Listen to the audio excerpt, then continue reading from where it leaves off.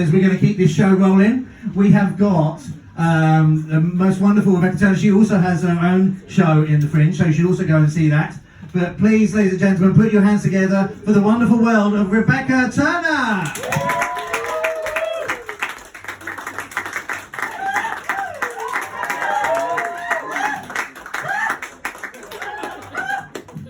Someone join in so I can continue. Join in, one of you.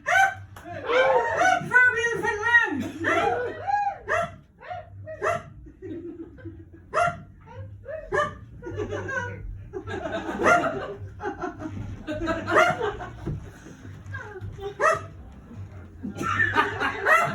Come on, Bob.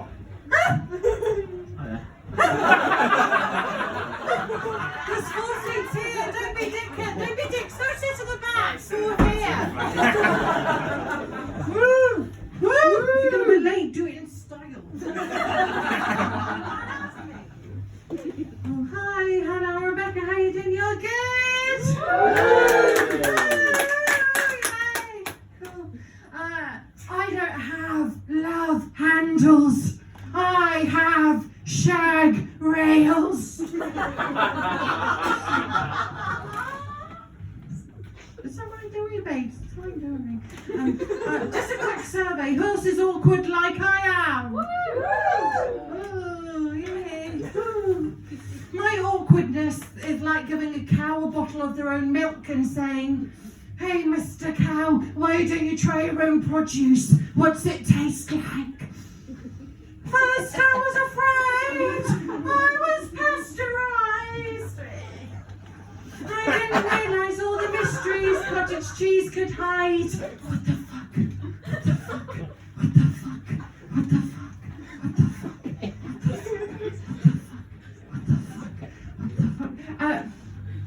At secondary school, I didn't fit into the ideal stereotype of what secondary school girls should be. That included having foundation as lipstick, having a JD Sports drawstring backpack, again fingered for a Smirnoff Ice. Relatable! Hey. Ooh. Ooh. I also just want to be relatable with you guys. I just want to connect with you guys. Did anyone at school have that one male acquaintance who swore blind he was flexible enough to suck his own penis? Put your hand up if you knew someone like that. Don't be scared. Yes, queen. Yes. Yeah. I think one of the biggest nicks at secondary school was I had this one lad who was very creepy, and he had dried spit in the corner of his mouth that looked like the top of a tuna pasta bake. It was so creepy, so grimy, so greasy that it made Andrew Lloyd Webber look like Pedro Pascal. Having PCOS at school didn't help the whole package either. The whole awkward package. PCOS is a hormonal condition that basically means my fanny don't bleed right. It's gross, I know, but it is true. It's also called polycystic ovary syndrome, or as I like to call it, Picasso's rose period. One of the main symptoms of this was excess body hair. Can I please get a confirmation, please, sir? Shuffle it! What would you want me to say, sir? Just touch my arm! Oh! Shuffle it! I'll pull it off! Christ! Someone hasn't had a boyfriend before. Is it the 8 of Hearts?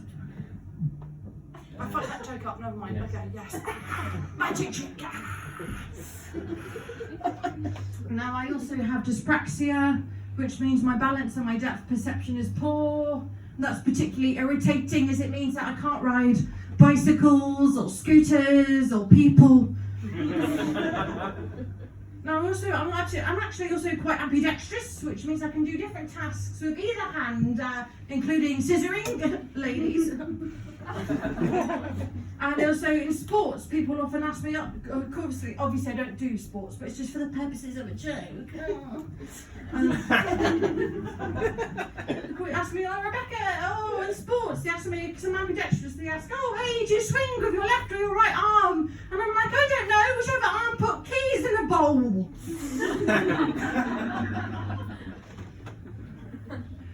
They say if you peel wrappers, so the clumsiness and hairiness combined meant that a classmate at school nicknamed me Caveman. It's okay, I call him fossilised shit! All this bullying because of my appearance at school means I'm really conflicted with body positivity. I'm all for these girls being proud of their curves, but all I have is the memory of a boy in year 7 at school shouting out to me, "Hey mate, you've got bigger sideburns than my dad!" However, unlike your dad, I've actually shagged your mum. Obviously I was 14 and incredibly painfully awkward, I didn't do that.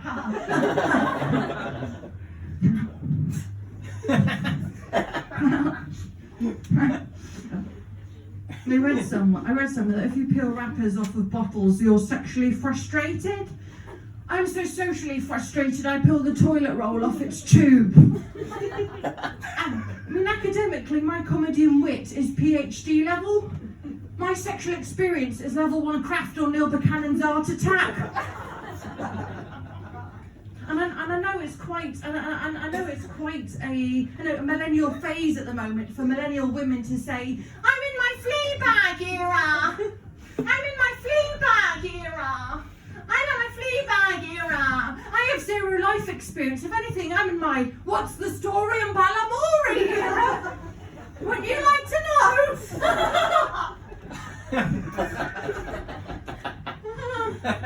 Whoa, it's all a big joke, isn't it? Whoa.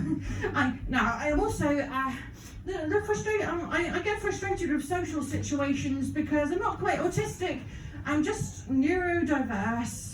On the neurospicy scale, I'd be butter chicken. I'm interesting, but oh so average. Just a bit interesting. Quirky. Just a bit. But I'm not like, oh, I'm a stereotype. I'm one of the cool girls. I'm not one of that stereotype. I can't get away with that. Anyway, that's rambling off. So, yeah. I don't know what it is about my awkward personality, but I seem to attract the attention of complete and utter crusty old weirdos. No offence.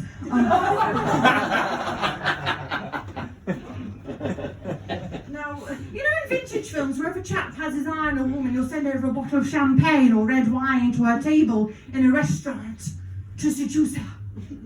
Once in a cafe, a creepy, crusty old man constantly sent over Diet Cokes to my table.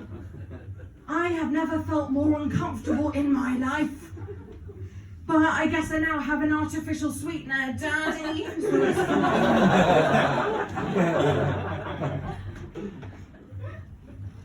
I'm not very good at flirting. I think if I was to go for anyone, I think my type is people who are a little bit crude, a little bit rude, a little bit dirty. What can I say? Fuck, I love Scrub Daddy. Because you know what the thing of Scrub Daddy is that their tagline, right? True tagline is soft when wet, hard when dry. Oh yeah. I just like doing that. It's just fun, innit? You know what I mean? I just like doing it. It's fun. It is so fun going, oh yeah. Watch too much RuPaul. Watch too much, yeah. And so, I often have a few embarrassing jobs. I currently work in an art gallery. Who else works in the arts? Put your hands up. Not the comedians. What do you do in the arts? Yay, teachers! Woo! Woo! Woo! That's what I thought. Okay, so So I work in a gallery making sure that people don't touch stuff, but when I first started out, I was so socially awkward, I curtsied to people as they entered the gallery space, like...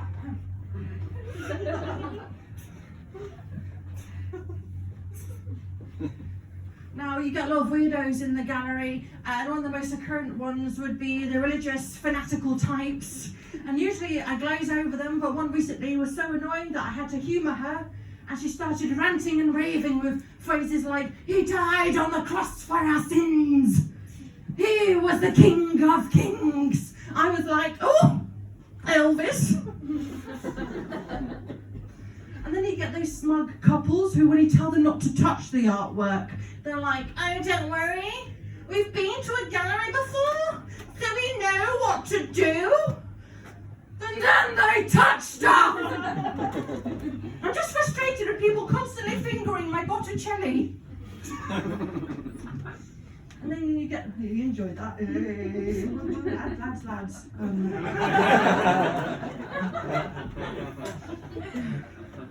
Then you get those armchair experts like if Patricia Routledge / Hyacinth Bouquet from Keeping Up Appearances went to an art gallery for the very first time. This is what I imagine it would be like. Time for an impression. Impressionist! He has poor eyesight! The woman's not cubist, Richard! She's just big boned! Avert your eyes, Richard, you can see her cubist clench! I was going to use Monet Minch because he enjoyed painting bushes.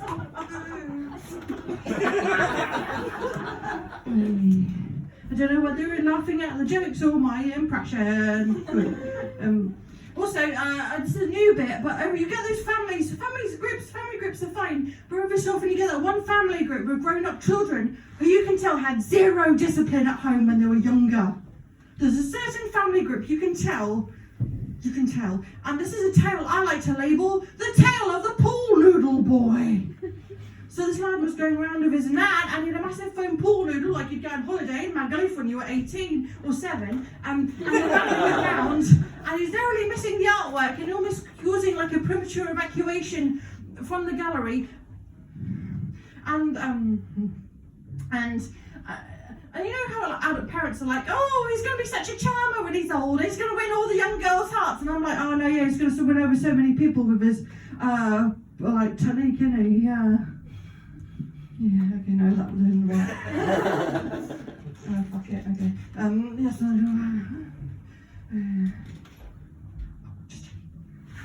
thought you'd fallen asleep. Shut up. I'm allowed to do this. Okay, now I'm actually quite nostalgic, and I grew up in the era of 1990s TV, like Gladiator and Ground Force and Channel... Come on guys, hello, chop chop chop, hello. I grew up in the 1990s era of TV, including Ground Force and Gladiator and Channel 4 Graham Norton playing a VHS of a woman playing a flute with her fanny. And I also, I miss those kids' TV channels, for example, CITV, CBBC, Babe Station. And I miss, who remembers those early morning birthday card mentions where they're doing the kids' TV shows, yeah? Yeah, of course you do. I know you do. For example, this is for Tom. Lots of love, Mummy. Lots of love, Spot the dog. Lots of love, Daddy. He would love you to move out of the basement now, as you're such a big boy. Even Peppa Pig isn't the same anymore. Mummy, why is Peppa Pig not on TV anymore? Well, darling, you could say that. She was in my tummy.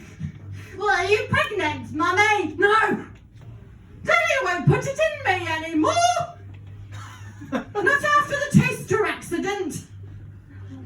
His penis came out ribbed. What, like Play-Doh, Mummy? No, like a fucking panini. Is that why Daddy's like an upper crust? Because I've only ever seen him at the train station before. So, before I go, I know you're looking forward to it. Would you like an impression of either Sarah, well, my shit impression of Joe Lycett, or my really good impression of Sarah Milliken? Are you sure it's very shit? Oh, I don't have time for both. I don't have time for both. I do really want. Joe. Okay, Sarah Milliken. Okay. Okay. I'll start off. Okay. Hello, it's me, Sarah Milliken. Why don't you have a little cup of tea, a chocolate digestive, and have a tiny little wank? And we're back to our lovely host, Rob.